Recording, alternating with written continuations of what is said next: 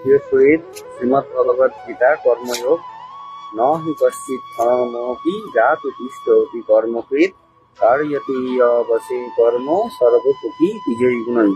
অর্থাৎ পরমেশ্বর ভগবান বলছে, আমরা সকলেই এই জড় জগতের গুণের দ্বারা প্রভাবিত হয়ে কার্য করে চলেছি অসহায়ভাবে, এবং কার্য ছাড়া আমরা ক্ষণকালও বাঁচতে পারি না।